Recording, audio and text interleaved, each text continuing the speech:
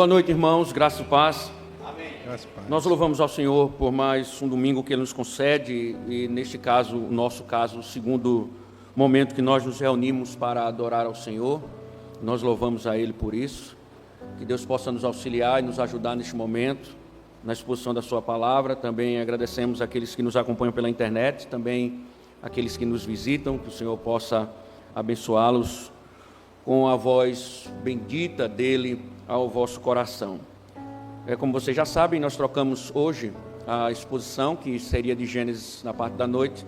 Nós vamos introduzir o capítulo 5 da primeira carta de Paulo aos Coríntios. Nós vamos nos concentrar nos primeiros 5 versos. Primeira epístola de Paulo aos Coríntios, capítulo 5, verso de número 1 ao verso de número 5. Um texto tranquilo. 1 Coríntios, capítulo 5, verso de número 1 ao verso de número 5. Será o texto que nós iremos ler.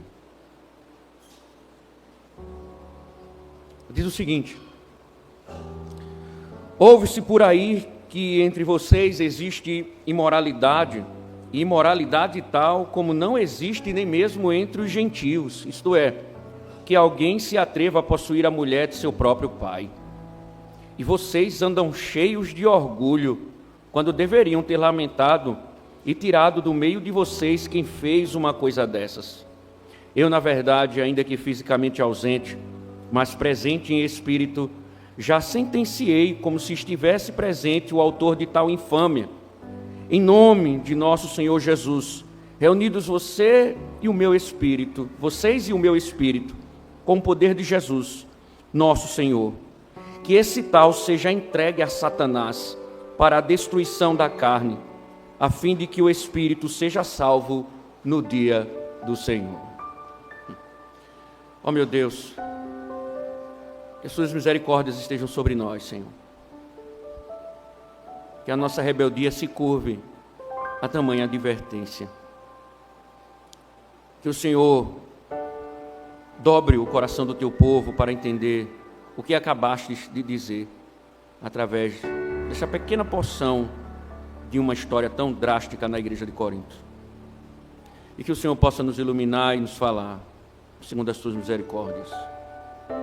Em nome de Cristo, Senhor, abre o nosso entendimento e o nosso coração para as tuas verdades. Amém e amém. Sentai-vos, irmãos.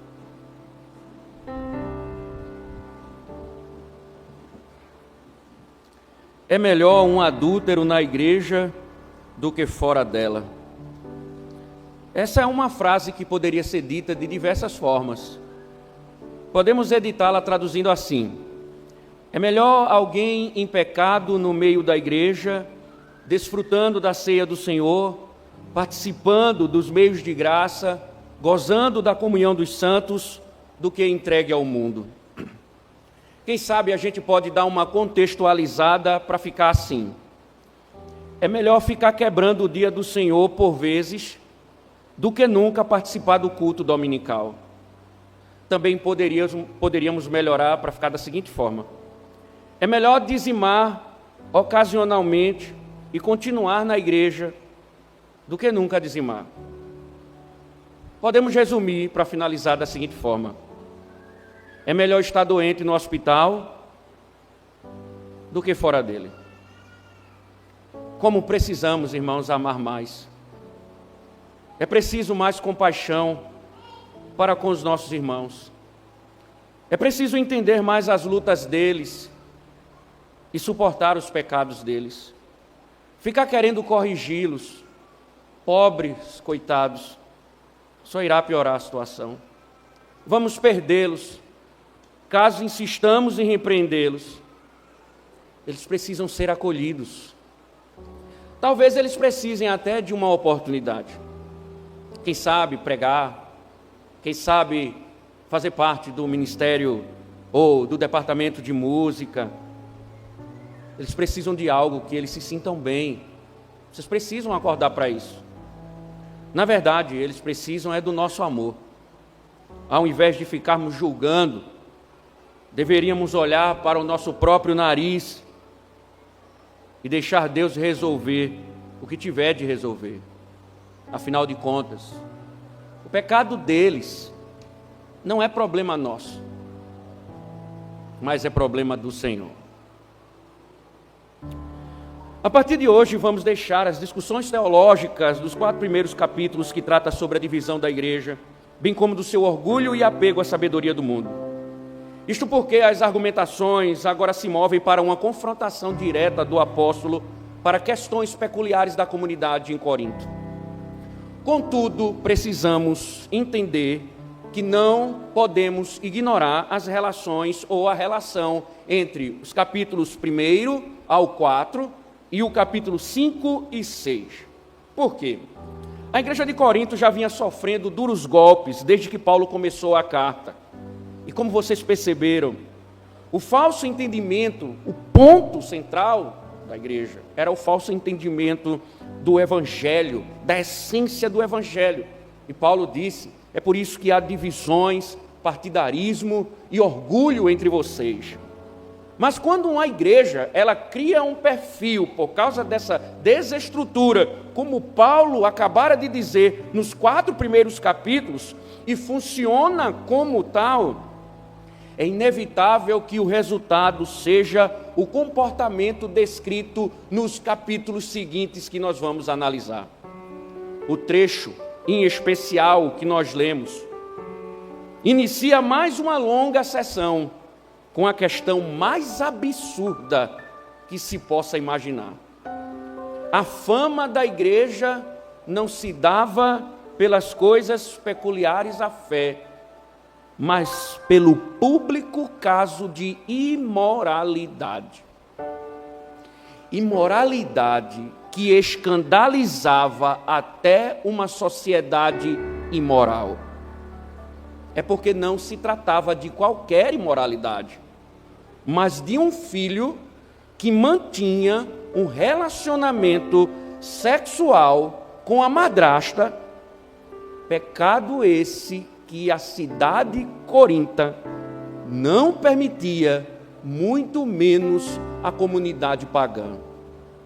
E aqui está o ponto. Paulo está estarrecido com a iniquidade entre o povo de Deus. Nós não temos dúvida e veremos nisso. Mas ele está consternado com a atitude tranquila e sossegada da igreja com um irmão que está vivendo em incesto na comunidade.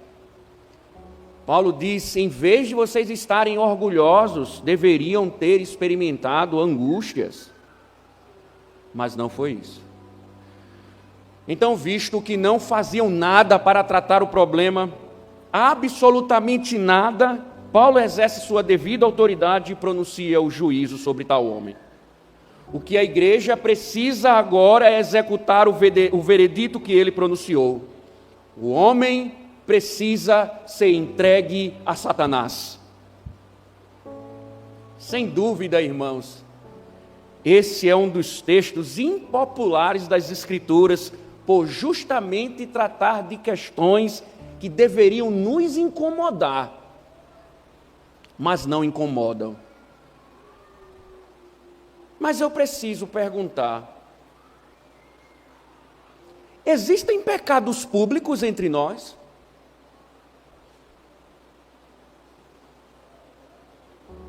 Quais? Qual a sua relação com o pecado público do seu irmão?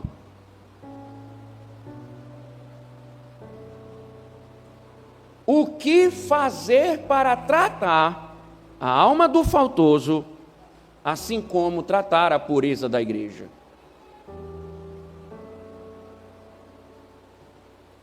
É o que veremos a partir de agora. Irmãos, ouçam com atenção este sermão.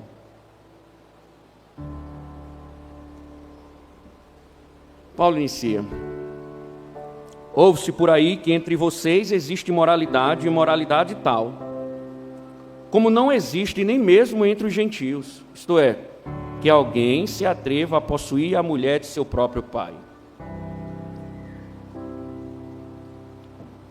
Das discussões mais amplas, que foram tratadas do capítulo 1 ao capítulo 4, Paulo agora volta as suas atenções para tratar as questões mais específicas e, no caso, as expressões aqui ou as coisas aqui relatadas. Não há preocupação do texto em informar a fonte, tendo em vista que nós já aprendemos que Paulo já dissera que os membros da família de Cloé, que eram membros da comunidade de Corinto, era a fonte principal de informação do apóstolo. Mas, segundo os estudiosos, nós não podemos descartar que uma outra fonte, junto com a família de Cloé, pode ter dado alguma informação ao apóstolo a respeito da situação da igreja. Mas o importante mesmo seja a família de Cloé, ou uma família anônima, que tenha procurado o apóstolo para falar sobre as questões morais da igreja. O importante mesmo é perceber o tom de choque e desalento do apóstolo. Há um problema sério na igreja, e que não é segredo para ninguém, é público. Não era segredo para ninguém que na igreja havia um caso de imoralidade. Havia um caso no grego de porneia. Gordon Fee, que é um teólogo pentecostal, pastor das Assembleias de Deus dos Estados Unidos, no seu comentário sobre a primeira epístola de Paulo aos Coríntios, diz o seguinte: no mundo grego, a palavra porneia, que é traduzida como imoralidade sexual, significava simplesmente prostituição, no sentido de frequentar prostitutas e pagar por prazer sexual. Mas no judaísmo helenístico, os que falam grego, a palavra fora adotada sempre com o sentido negativo, para cobrir toda expressão de pecado e aberração sexual extraconjugal, incluindo a prática homossexual. Deixa eu traduzir. Consoante o que fora dito neste comentário, porneia, o termo grego porneia, traduzido por imoralidade, ele tem um sentido muito amplo. Então a gente precisa perguntar a Paulo, que tipo de porneia ele está denunciando? Que tipo de imoralidade está em vista quando ele aqui fala? Antes de responder, eu quero contextualizar um pouco a cidade de Corinto. Ela era uma cidade com muitos templos dedicados aos deuses como Afrodite e Apolo. O templo de Afrodite tinha prostitutos e prostitutas. No dedicado a Apolo, representante do ideal de beleza masculina, havia estátuas de Apolo nu, em diversas posturas, que exibiam sua virilidade, inflamavam seus adoradores masculinos a prestarem devoção por meio de demonstrações físicas com os belos rapazes a serviço da divindade. Demóstenes, o famoso orador grego, escreveu, abre aspas, temos amantes para nos regozijarmos com elas, depois escravas compradas para cuidar de nossos corpos e, finalmente, esposas que devem conceder-nos filhos legítimos e estão encarregadas de supervisionar todos os nossos interesses domiciliares. A imoralidade era tão grande, mas tão grande, que a cidade chegou a usar o verbo porneia, que significa fornicar, ou o verbo fornicação, como corintizar, ou seja, viver uma vida corinta. Portanto, a imoralidade sexual não é nenhuma novidade para a cidade de Corinto. Mas o transtorno apostólico está justamente no fato de que, apesar de toda a decadência moral da cidade de Corinto, ainda assim causa espanto o fato de que na igreja porneia praticada estava e não fazia parte do currículo imoral da cidade. A igreja conseguiu permitir o que o paganismo não tolerava. Mas o que então estava acontecendo de tão grave como nós falamos no início? Que porneia era essa? Que imoralidade era essa? Paulo responde: simplesmente um homem estava possuindo a esposa de seu pai. Não é possível afirmar a identidade dos envolvidos. Fica claro para nós, pela denúncia de Paulo, é que o homem denunciado, ele era membro da igreja. Já seu pai, provavelmente vivo, casou-se com a segunda mulher, que ninguém sabe se ele era viúvo ou se ele se divorciou, mas ele casou com uma nova mulher. Então nem o pai, nem a madrasta, inferimos pelo texto, faziam parte da igreja local.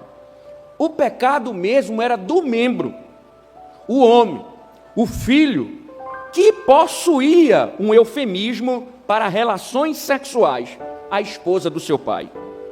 E o verbo no presente usado por Paulo no texto não está indicando um ato isolado. Não é que ele teve uma relação com ela e nunca mais a encontrou. O verbo, o tempo dele está dizendo que ele continua praticando relações sexuais com a madrasta. Isto é, havia um homem, um membro da igreja, mantendo relações sexuais com a madrasta, como se fosse marido e mulher. Gaio, um jurista romano do primeiro século, chega a dizer o seguinte, nas suas institutas a respeito das leis romanas, abre aspas: nem posso me casar com aquela que anteriormente foi minha sogra, ou madrasta, ou nora, ou enteada. As leis grego-romanas não toleravam tamanha coisa. O sistema judicial da Corinto romana examinava essa causa como sendo intolerável.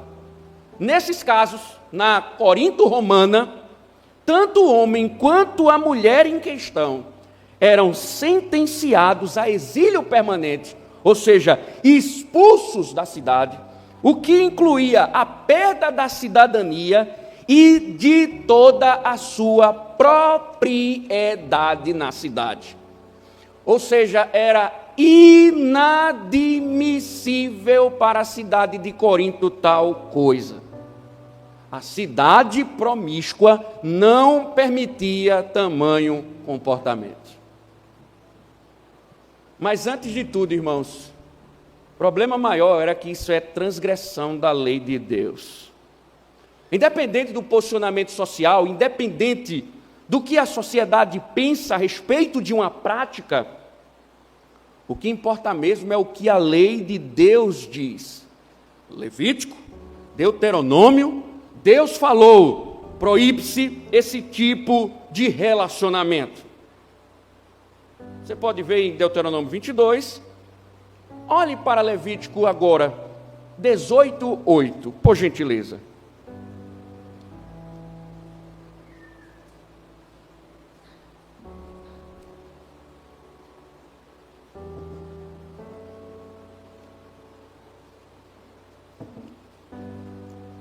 Esse capítulo vai tratar sobre os relacionamentos ilícitos, e a orientação bíblica é, capítulo 18, verso 8.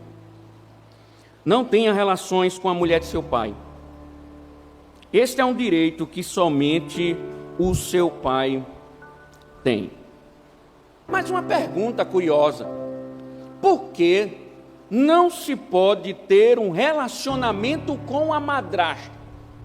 Imagine que poderia o pai estar falecido, mas por que Deus proíbe, mesmo no caso de falecimento, um relacionamento com aquela que é chamada a mulher de seu pai?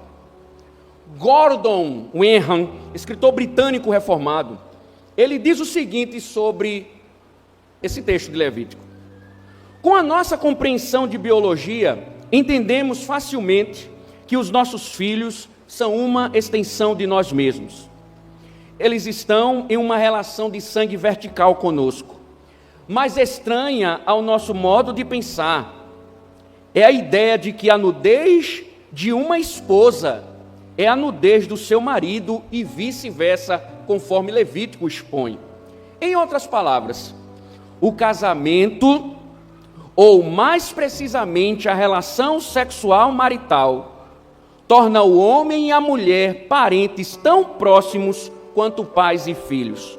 Nas palavras de Gênesis 2:24, diz: eles serão uma só carne. O casamento assim cria tanto relações de sangue verticais na forma de filhos, quanto relações de sangue horizontais entre cônjuges. A moça que casa com alguém de uma família se torna parte integral e permanente dessa família. Mesmo que o seu marido morra ou se divorcie dela, ela ainda tem essa relação de sangue horizontal com a família. Traduzindo, quando a mulher casou com o pai do rapaz, se tornou também sangue do rapaz por ter se casado com o pai dele. Criou-se então um parentesco. Logo, a lei de Deus diz: ter relações com a madrasta não só invade a privacidade do leito, mas também deita-se com a própria parenta, nesse caso a madrasta. O que a lei de Deus configura como incesto. E Deus não tolerava esse pecado no meio do seu povo, e amaldiçoou aqueles que insistiam nele, porque é quebra do 7º mandamento: não adulterarás. Nosso catecismo maior, na pergunta 139, diz o seguinte: quais são os pecados proibidos do 7º mandamento? Resposta: os pecados proibidos do 7º mandamento, o não adulterarás, além da negligência dos deveres exigidos, são adultério, fornicação, estupro, incesto, sodomia e todas as concupiscências desnaturais. Quão grave, irmãos, era essa questão? Paulo acaba de denunciar que se comenta por todos os lados a respeito de um membro da igreja, um homem mantendo relacionamento sexual, mantendo intimidade com sua madrasta, cometendo incesto, pecado publicamente contra Deus, pecado esse que nem os gentios permitiam, muito menos toleravam, e ele estava no meio da igreja. Paulo está chocado com o que descobre. Mas o estarrecimento de Paulo mesmo não é com o pecado, ele está assim. Mas tem uma coisa que está chateando ele, é a postura da igreja com relação ao pecado. Veja o verso de número 2. E vocês andam cheios de orgulho, quando deveriam ter lamentado e tirado do meio de vocês quem fez uma coisa dessas. Aqui está posto o estarrecimento de Paulo. A resposta deles, Paulo está dizendo, é que eles ficaram inchados, ou seja, orgulhosos. E aqui há duas possíveis ideias a respeito desse orgulho. A primeira, que é possível, seja a mais agradável dentro da estrutura do texto, é que eles estavam se julgando tão sábios, tão espirituais como nós já vimos, tão superiores, que eles acabaram entendendo que o pecado, ele não é tão drástico assim. Ele não precisa ser tratado como pecado. Não precisa essa coisa, essa pressão por causa do pecado. Como aquilo que Paulo chama de porneia pode fazer mal a alguma pessoa. Um outro comentarista, o Preben Van, doutor pelo Seminário Batista Americano, comentando a epístola de Paulo aos Coríntios, ele diz que a arrogância e a vanglória provavelmente dizem respeito à proeminência ou posição social do filho. Os coríntios provavelmente estavam se orgulhando de tê-lo como um membro da comunidade. Talvez ele fosse da família A, da família B, ou da família C, ou da família D. E aí, ao mesmo tempo, eles estavam fazendo vistas grossas para seu comportamento imoral.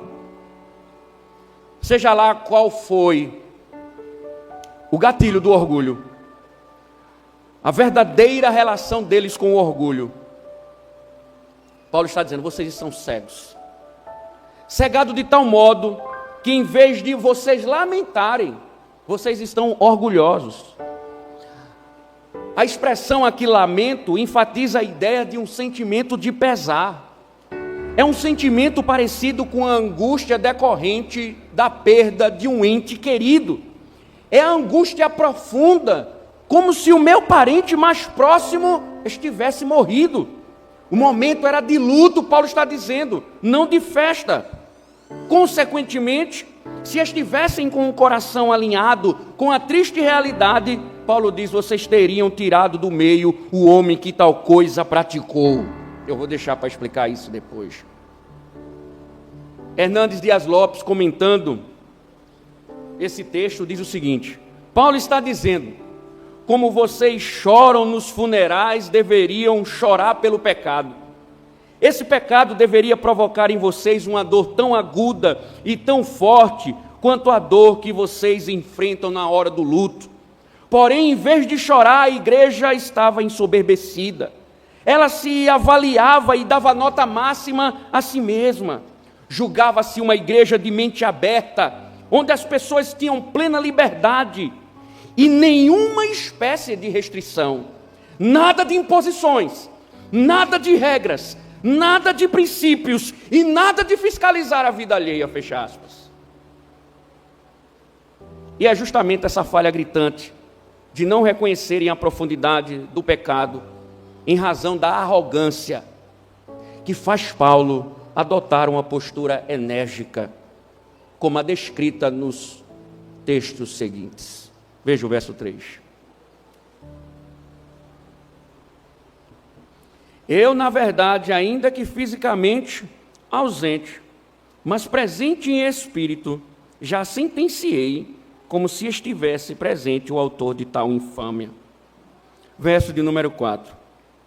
Em nome de nosso Senhor Jesus, reunidos vocês e o meu espírito, com o poder de Jesus, nosso Senhor, até aqui. Paulo está dizendo que está ausente geograficamente da igreja, contudo ele está dizendo: o meu espírito está entre vocês. Quem lê apressadamente parece até um dualismo espírita entre corpo e espírito. É como se ele estivesse querendo dizer que o seu corpo está onde ele está, mas o seu espírito saiu vagando e se apresentou diante de todos na cidade. Não é isso.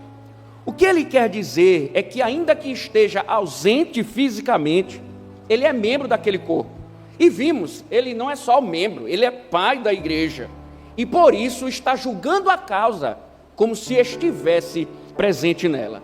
Volta a citar Gordon Fee, ele foi muito feliz na sua análise, quando ele diz que a ideia central é que, por meio dessa carta, quando lida em voz alta entre eles, uma vez que a carta era lida na igreja, ele está comunicando sua própria palavra profética a eles, pois esta palavra deveria ser ouvida de forma tangível, mediante a leitura da carta na Assembleia reunida, à medida que o Espírito Santo comunica o ministério profético apostólico de Paulo no meio deles.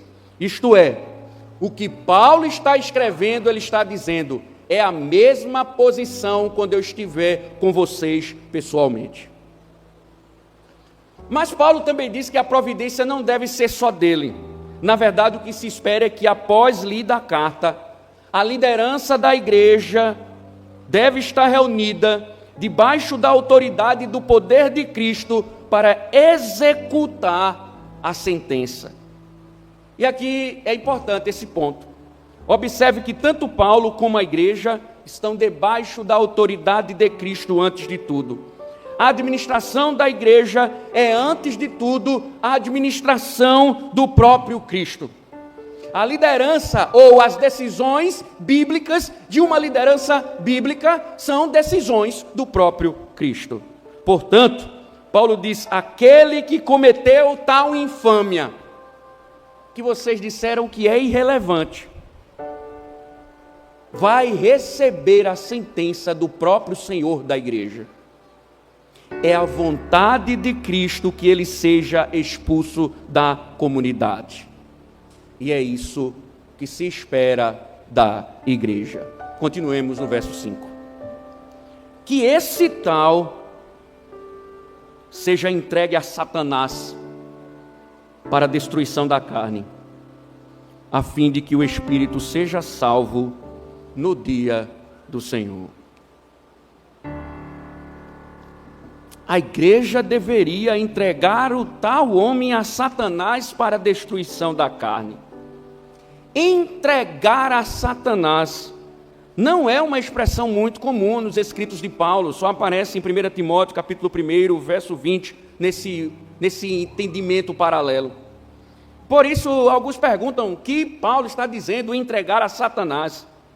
E além da dificuldade, há uma certa repulsa com o que fora dito. Alguns pensam, que apóstolo bruto, apóstolo peia.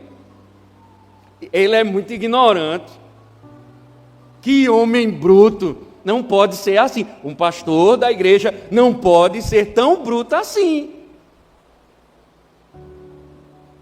Mas aí a gente precisa entender um pouco da lei corintiana, ou da cidade da Corinto Romana. Como nós citamos atrás, por Preben Wagner, a lei da Corinto Romana, ela julgava casos como incesto de forma intolerante. A sentença era exilar de forma permanente, ou seja, tirar da cidade, o que incluía a perda da cidadania e toda a sua propriedade. Ou seja, eles estariam, uma vez condenados, fora da comunidade da cidade de Corinto e perderiam, por causa do ato imoral, os privilégios como cidadãos. Quando Paulo fala de entregar a Satanás, devemos entender dentro desse contexto. Não se trata de uma entrega literal, tome Satanás, receba este homem em seus braços. Na verdade, o sentido da expressão é devolver o homem à esfera de Satanás, ou seja, ao mundo. É no mundo que Satanás e seus principados e potestades ainda têm poder e grande influência sobre a vida das pessoas para destruí-las. Isto é, entregar a Satanás significa exilar ou tirar a pessoa da jurisdição, da comunhão e da proteção da igreja. Portanto, o indivíduo ao qual Paulo se refere, talvez ainda não tenha sido formalmente acusado, julgado e exilado de Corinto. Mas Paulo diz, já era para ter sido expulso da comunhão da igreja e sido entregue ao mundo para que a carne dele fosse destruída. Aí aqui reside outro problema. O que Paulo quer dizer com a destruição da carne? E aí existem duas hipóteses. A primeira, alguns dizem, está em vista a morte física. Quando Paulo diz, entregue ele a Satanás para a destruição da carne, alguns entendem, Paulo está lançando ele a Satanás para que ele morra. A segunda é que a destruição da carne implica em sofrimentos físicos. Simon Kistemaker, também um comentarista, professor do Seminário Teológico Reformado, diz o seguinte: preferimos a segunda hipótese.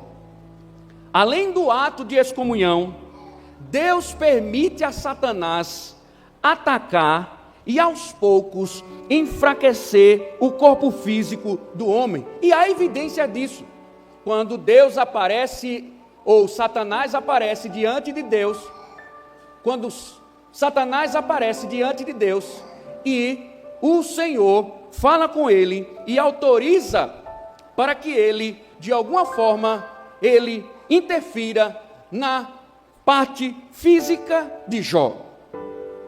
Paulo não se refere à morte repentina, como Atos 5 fala de indivíduos que morreram automaticamente.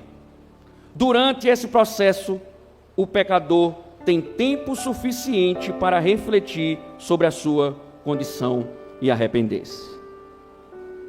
Atente. Isto é, se a morte estivesse em vista, a exclusão do indivíduo seria a sentença final. Ou seja, não seria possível o arrependimento após a morte. Uma vez que ele entregue a Satanás para morrer, não haveria mais arrependimento depois da morte. Entende-se então que aqui não é a morte física, mas aqui entregar a Satanás para a destruição da carne é uma ação da própria providência divina. A destruição da carne, isto é, as aflições promovidas pelo mundo e o diabo, não visam a morte do homem, mas como Paulo mesmo disse, um nível pedagógico, tirá-lo do meio e lançá-lo ao perverso, tem como finalidade conduzi-lo ao arrependimento.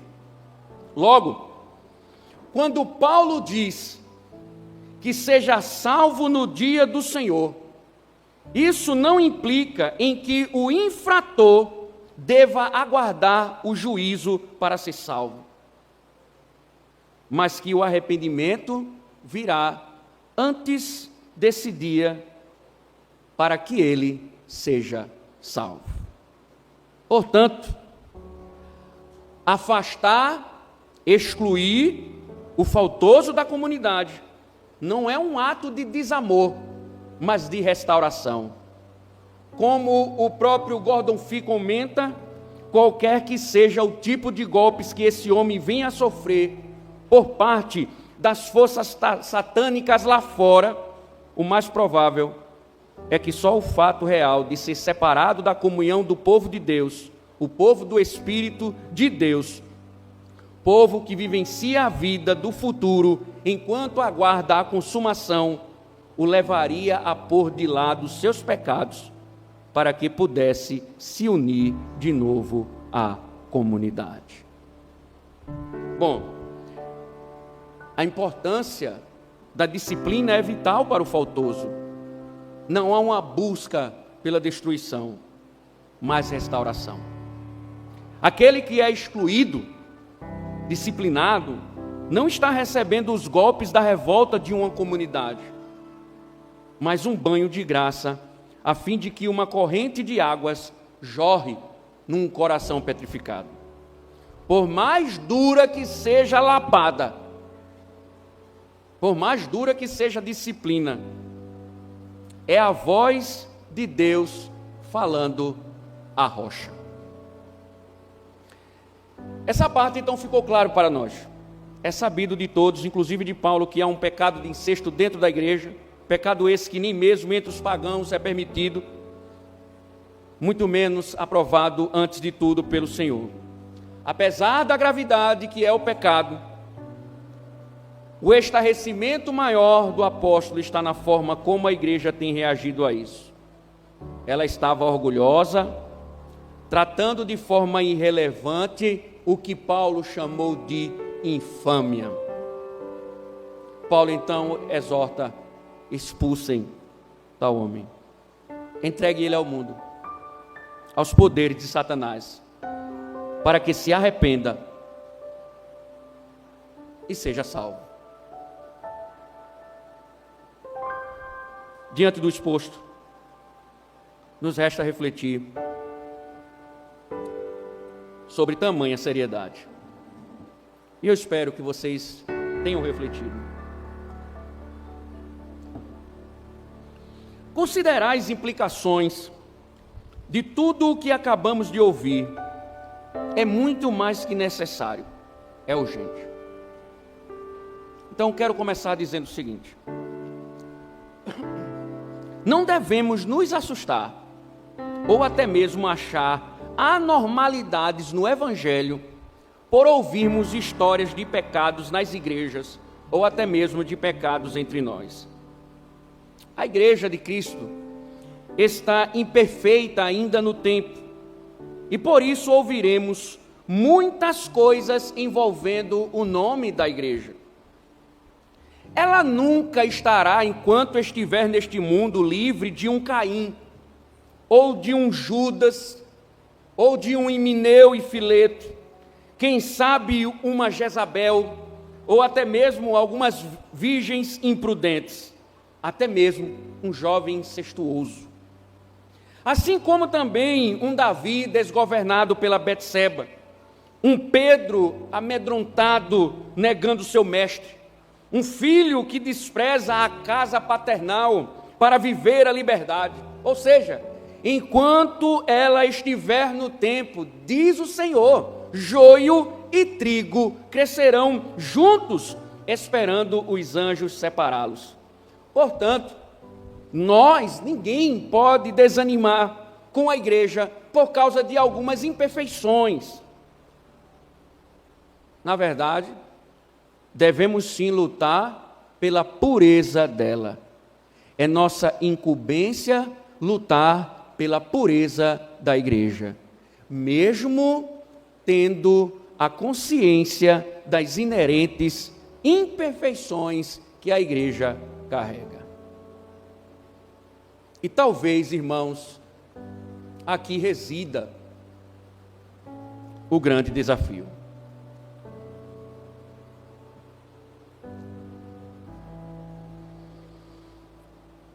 Gresham Machen é um teólogo de Princeton, e ele afirmou que um dos maiores males da vida religiosa de hoje, parece-me, é a recepção na igreja de pessoas que apenas repetem uma fórmula como: aceito Cristo como meu salvador pessoal, sem que ao menos saibam o que significa ou que muitas vezes é o resultado. Esse aceito Jesus é o resultado do trejeito evangelístico dos pregadores apeladores de hoje.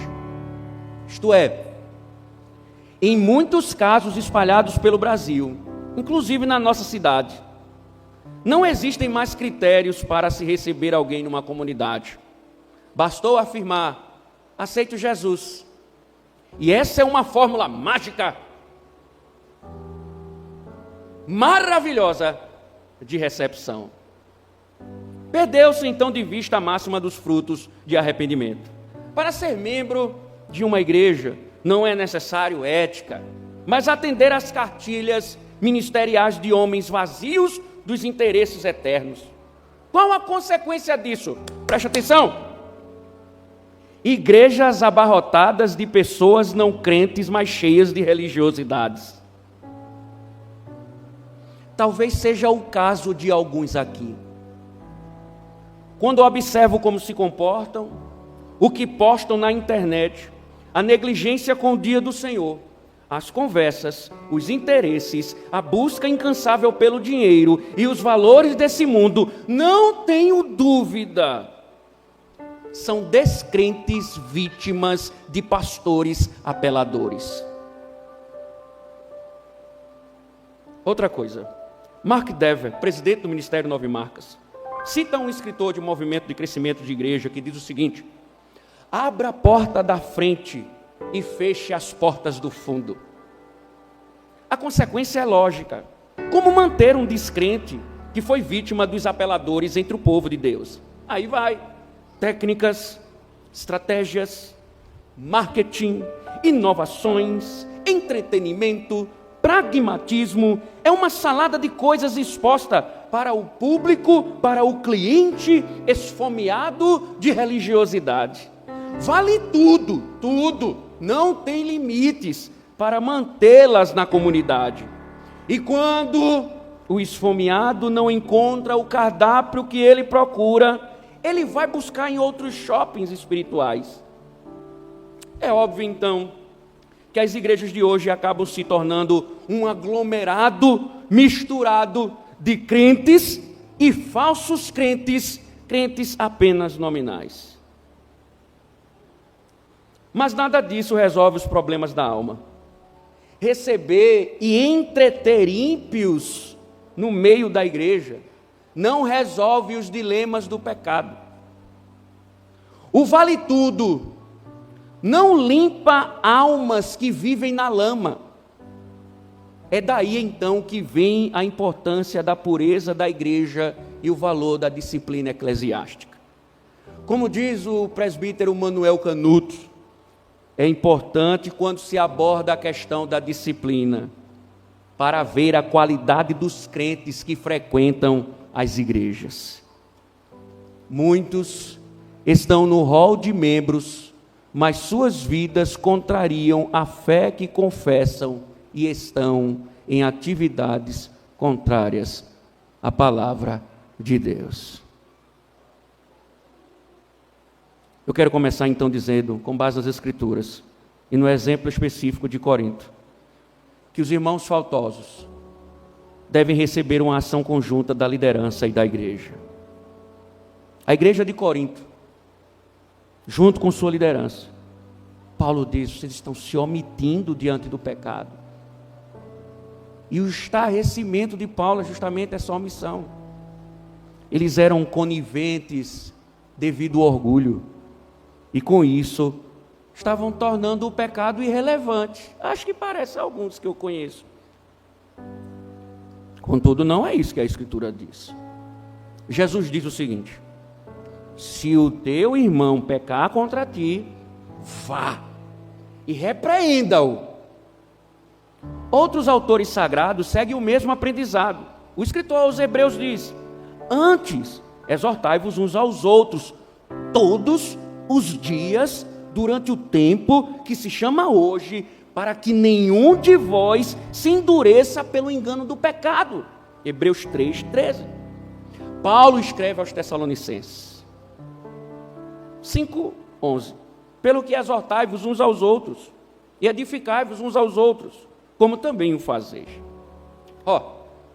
Repreender, exortar no processo de limpeza, de purificação, é o que Deus espera de nós. O primeiro passo na busca pela purificação da igreja é: irmãos, exortem uns aos outros. Todos supervisionam todos, não no sentido de fofocar, no sentido de saber da vida alheia, mas sim como membros de um rebanho, precisamos atentar para a pureza da igreja. E o que estamos ouvindo hoje é: nós não temos outro caminho. Nós não fomos deixados livres para decidir se devemos ou não exortar uns aos outros. Na verdade, os imperativos nos dizem que nenhum pecado pode desfilar de forma intocável diante dos nossos olhos. O Senhor espera de nós tratar o pecado. Podemos dizer que vocês são assim? É assim que vocês fazem? Como vocês estão lidando com os fofoqueiros?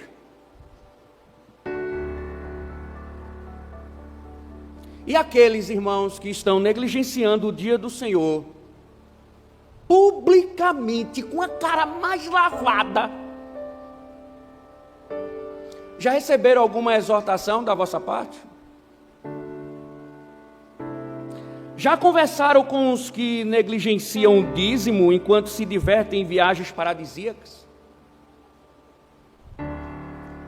Procuraram os pais que juraram trazer os filhos ao culto e não estão cumprindo?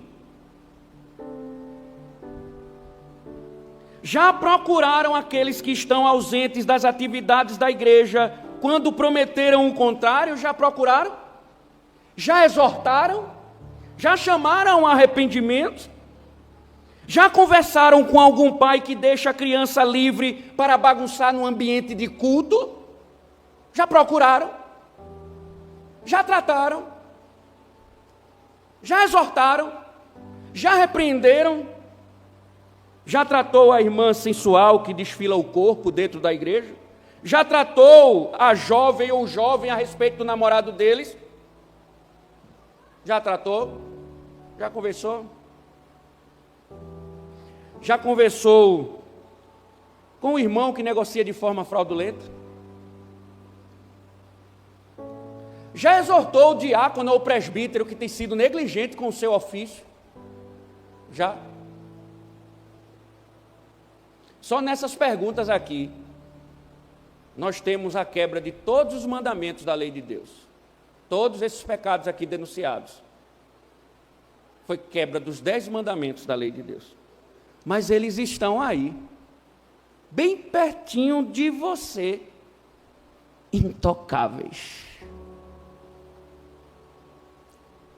Paulo diz, eram para vocês estarem chorando, angustiados diante do pecado.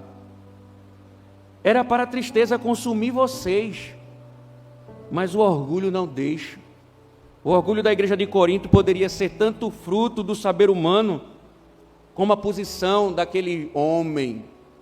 Talvez o nosso orgulho seja o medo da confrontação. O manter a boa amizade. Não posso perder a amizade do irmão. Quem sabe ele pode ser, como falei, dizimista da família A, da família B, da família C. E a gente não pode perdê-lo, porque senão o pastor pode ter o salário atrasado.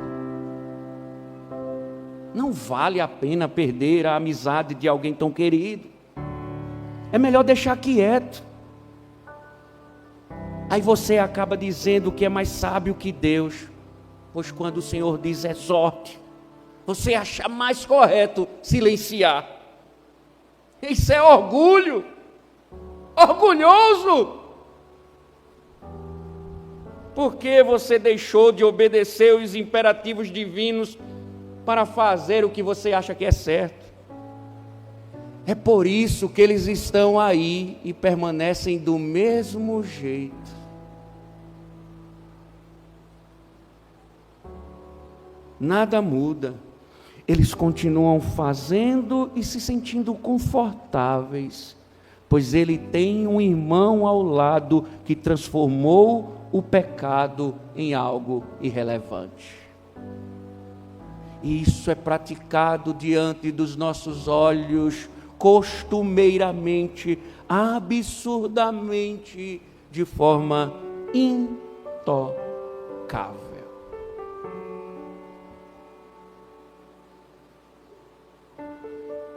Isso é muito sério, irmãos, muito sério. Pastor Valdeci da Silva, pastor presbiteriano, ele chegou a dizer o seguinte: a disciplina eclesiástica é um termo em risco de extinção no atual vocabulário cristão. Desde que os princípios do pós-modernismo encontraram lugar no seio da igreja, qualquer conceito que ameace o individualismo e a liberdade de escolha quanto ao estilo de vida, comportamento e etc., é logo taxado de arcaico. A dicotomia prática de muitos cristãos gera a ilusão de que a igreja não tem nada a ver com o procedimento secular dos seus membros. Nessa nova era antropocêntrica, a igreja é vista como uma organização altamente dependente do indivíduo e que precisa conservá-lo ao custo de várias exceções. Bom, deixa eu traduzir aqui. A disciplina, por causa do individualismo humano que entrou nas igrejas, foi extinta. Claro, isso aconteceu porque ela também não é entendida corretamente. Óbvio, não parece ser nada agradável dizer ao irmão rebelde: lança-o a Satanás para a destruição da carne. Parece ser duro, desumano e assustador, e é privá-lo da liberdade. E o mundo, que tanto com seu marxismo tem lutado pela liberdade das pessoas. Por isso é mais fácil tolerar, tornar irrelevante a natureza do pecado, do que compreender o que está por trás desse assunto tão sério. Se você recordar, explicamos do que se trata.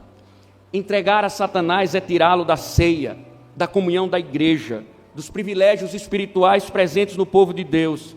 Ao mesmo instante é deixá-lo na desgraça do mundo e do diabo, tratá-lo como gentil e publicano, como ímpio.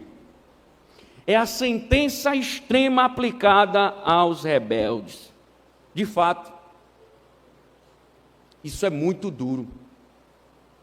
Mas observem a finalidade. Expulsar o homem objetiva a destruição da carne, para que o espírito seja salvo no dia do Senhor. Precisamos então pensar em 2 cenários aqui, atentem. O primeiro, deixa eu lhe dizer, a disciplina aplicada aos falsos crentes. Não tenha dúvida, olha para mim, não tenha dúvida de que falsos crentes não sentem o peso da disciplina. Falsos crentes não se importam com questões espirituais. Eles até responsabilizam os pastores pela atitude desumana e desprovida de amor. Você fala, ameaça, mas eles pouco se importam. Eles, na verdade, até desdenham. Eles não se submetem. E quando não pedem carta antes do processo, seguem seus caminhos, chegam a outras comunidades, como se nada tivesse acontecido. E o pastor contador da igreja, sedento por números, logo trata de recebê-los. E a vida segue. Até são ordenados diáconos de outras igrejas, mesmo saindo disciplinado na anterior.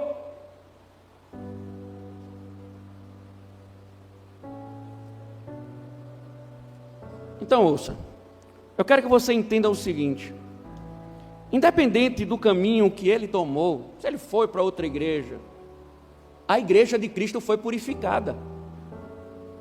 Quando um bode é disciplinado e expulso, significa que a igreja se tornou mais pura, e a igreja local foi obediente ao Senhor e tratou o pecado.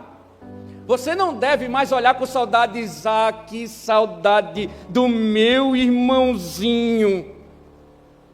Oh, eu estou com tanta saudade daquele irmão que fazia parte da nossa comunidade.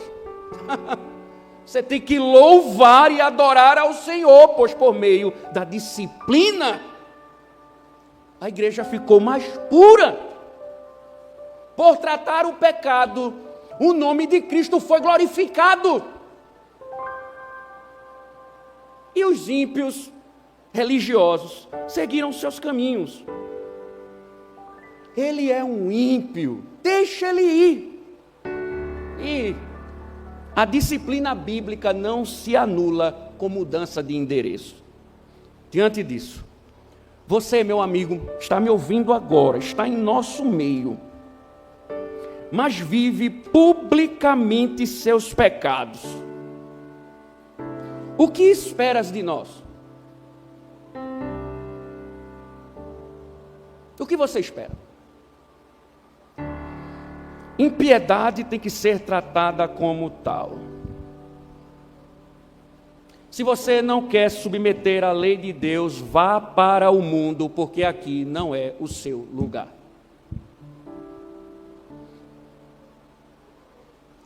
Se você quer tratar a lei de Deus como irrelevante, vá para o mundo, que lá é o seu lugar. Dedique-se aos seus negócios, aos seus prazeres, à busca de dinheiro, à vida do que for. Siga em frente, vá para o mundo e o diabo estará lá, prometendo riquezas, glórias, poderes dessa vida de braços abertos. Não volte aqui mais se sua vida é os prazeres do mundo. Não volte.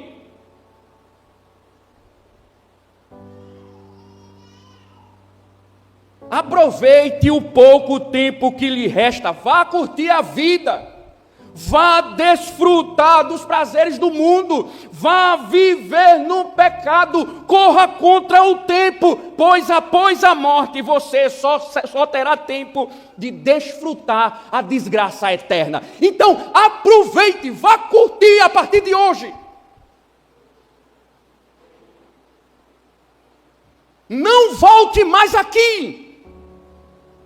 Se você não ama a lei de Deus, se você não se submete à lei de Deus, mas ainda quer permanecer no nosso meio, vá embora. Aqui não é o seu lugar, imoral.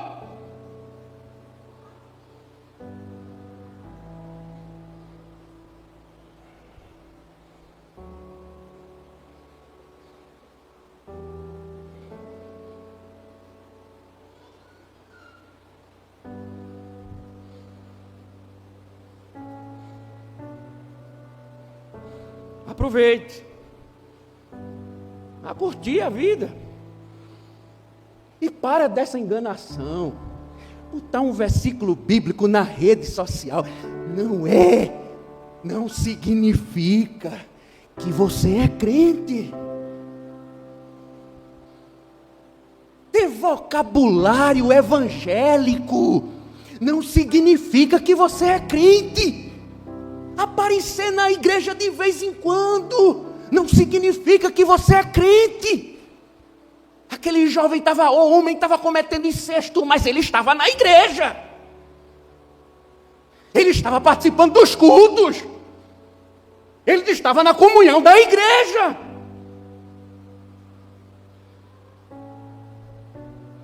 O que vai dizer se você é crente de fato é se você se submete à lei de Deus.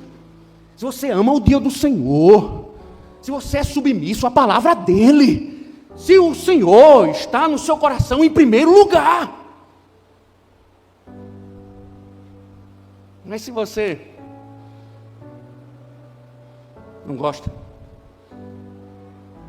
da lei de Deus, vá para o mundo.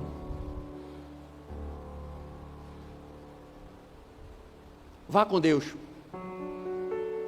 Vá se divertir. É melhor.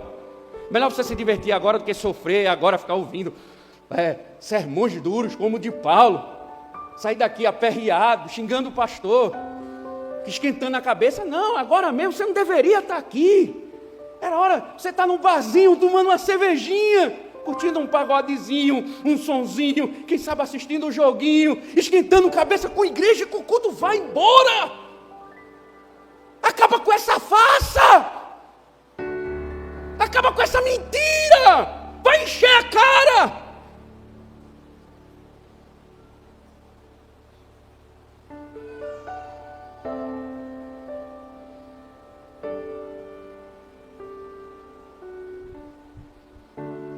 Paralelamente, a disciplina na vida dos verdadeiros cristãos surte um efeito glorioso. Aí sim, quem é crente, a coisa muda. Porque o verdadeiro cristão, ele sente o peso da disciplina. O verdadeiro cristão, quando escuta um sermão desse, ele não fica com raiva do pastor, não. Ele fica dizendo: meu Deus, misericórdia de mim. Vocês estão apanhando agora, eu apanho desde quarta-feira no meu escritório. Mas às vezes um crente está cego também, porque o pecado faz isso, ele cega. Mas o que Paulo está dizendo é que uma hora o pecado, ele vai perder sua força, ele vai cair. Mas mesmo que ele seja um crente, muitas vezes envolvido em pecado, Paulo orienta que ele deve ser tratado como tal. E se ele for tratado como tal, ele retornará. Paulo, quando escreve a segunda carta, lá no capítulo de número 2, Paulo fala de alguém que havia sido excluído e estava voltando à comunhão. Havia se arrependido e provavelmente é este homem. E Paulo diz: receba-o. Ele está arrependido, receba-o. Ele já deu testemunho, receba-o.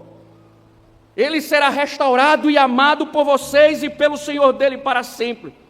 Então aquilo que parecia ser tão duro para um filho de Deus é restaurador. Porque foi um chicote da graça marcando a alma dele. Agora pense mais um pouco. Eu já estou encerrando. Reflitam comigo. Agora. Qual é o pior? Ser lançado a Satanás ou ao inferno? Diante do que ouvimos. Qual é o pior? Paulo está nos mostrando que ser lançado a Satanás é temporal e visa a restauração da alma. Já os que são lançados no inferno nunca mais terão graça. Estarão perdidos. Preste atenção. Quando a igreja se omite em tratar o pecador, ela está sendo conivente com a impureza daquela que deveria andar de vestes brancas. Mas pior do que isso, preste atenção. Uma igreja que não trata o pecado, ela está dizendo ao transgressor que prefere vê-lo no inferno do que restaurado. Prefere vê-lo caminhando para o inferno do que arrependido. Não tratar o pecado é abrir as portas do inferno. Paulo diz: entregue-o a Satanás para que ele se arrependa. Quando você se omite em tratar o pecado, você está sendo soldado do inferno.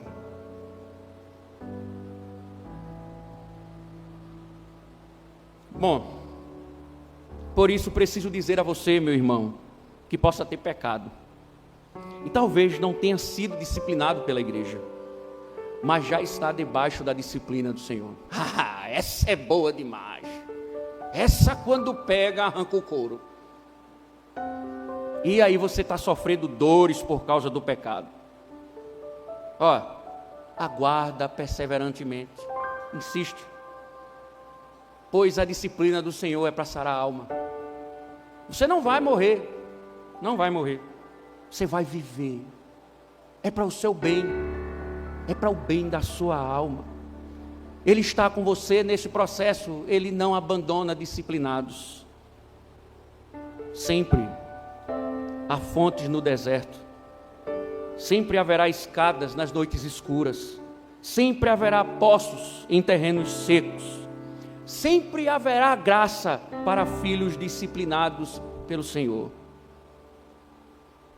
Aqui, na igreja de Cristo, há sempre uma porta aberta para arrependidos. Aqui é o seu lugar. Aqui é o lugar de gente que às vezes se quebra, está na disciplina do Senhor, mas está arrependido. Ei, aqui aqui é o seu lugar. É lugar de gente quebrada, mas arrependida. É alguém ferido, mas está sendo remediado pela graça. Aqui é o seu lugar. Já aqueles que estão publicamente vivendo em pecado, precisam se arrepender. Talvez eu, pastor, esteja sendo omisso. Hoje mesmo fui acusado disso. Está demorando demais, pastor. E talvez a igreja possa até estar sendo omissa e ainda não tratou o seu pecado, mas o Senhor vai tratar. Talvez comece até pela igreja, e Ele sabe muito bem como fazer. E não adianta fugir. Quando Deus ameaçou Israel, que se rebelou, desobedeceu, Israel foi logo avisado por Deus que não adiantava fugir. Amós registrou isso. No capítulo 9, de 1 a 4, registra o seguinte: vi o Senhor que estava em pé junto ao altar. Ele me disse: bata nos capitéis das colunas para que os umbrais comecem a tremer e os pedaços caiam sobre a cabeça de todos eles. O Senhor está dizendo: destrua as bases do templo quando cair, para que matem eles. Oh, Deus, tão mal. Oh, Deus, faz isso não. Ele disse: derrube para que todos morram. Mas nem todos morrerão. O Senhor já avisou, nem todos morrerão. Matarei a espada os que restarem. Mas alguns deles fugirão. Aí o Senhor diz: nenhum deles fugirá e nenhum escapará. Ainda que cavem para chegar ao mais profundo abismo, a minha mão os tirará de lá. Se subirem ao céu, de lá eu vou fazer descer. Se eles se esconderem no alto do Carmelo, irei atrás dele. A imagem aqui, irei atrás dele, é de um caçador buscando sua caça. Imagine uma floresta grande, alguém entrando numa floresta e tentando se esconder. Aí Deus está dizendo que, como um caçador que está procurando um animal para matar, vai ser Deus atrás deles. E de lá os tirarei. E caso se ocultarem dos meus olhos no fundo do mar, ali darei ordem à serpente, e ela os morderá. Mas aí eles podem fugir e procurar se aliar e se entregar aos inimigos para escapar da morte. Aí o Senhor disse: se forem levados para o cativeiro pelos seus inimigos, ali darei ordem à espada. e ela os matará. E encerra assim: porei os meus olhos sobre eles para o mal e não para o bem. Você pode até fugir da liderança, mudar de igreja. Prepare-se, Rodrigo, talvez amanhã tenha umas cartas chegando no seu WhatsApp. Mas você nunca conseguirá fugir do Senhor. Disciplina dos céus não se desfaz com mudança de igreja ou de endereço, só com arrependimento.